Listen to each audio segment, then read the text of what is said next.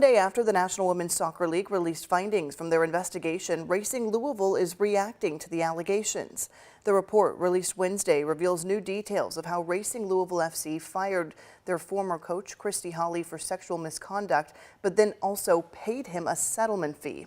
According to the joint investigation, Racing and Holly signed a non-disclosure agreement that included a severance payout of $14,000 and an additional $5,000 if either party broke it. Also, the agreement did not allow the club to bring Holly's sexual misconduct to law enforcement. The investigation concluded Racing failed to vet Holly before hiring him, failed to properly respond to players' concerns, and failed to share enough information regarding his firing.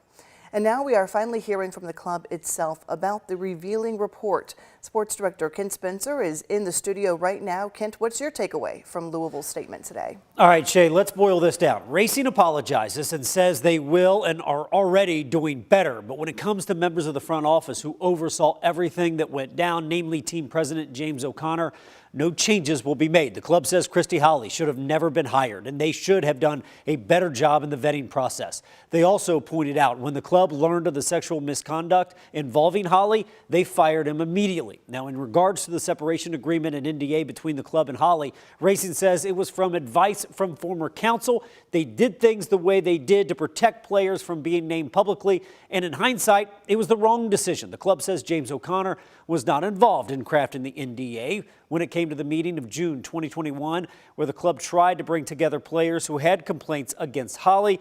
Together with the entire coaching staff, they said that should have never been handled. It should have been handled differently. The club added, quote, "We want our team to understand how seriously we take the results of this investigation and that we are committed to providing a work environment in which everyone can be proud and feel safe," end quote. They also pointed out the changes that have been made since Holly's firing, like a whole new coaching staff, the implementation of the real response system, which allows players to communicate problems anonymously, requiring all employees to participate in safe sport training, which includes abuse awareness and prevention guidance. The club and the NWSL have created a much better vetting process for hires, and they are currently searching for a general manager for Racing Louisville FC. Ultimately, it all comes down to the players and how they view the club moving forward. Kent Spencer, WHAS 11 News. All right, Kent, thank you very much. To see our full special report into the Racing Louisville investigation, including interviews with current and former players, head on over to the WHAS 11 YouTube page.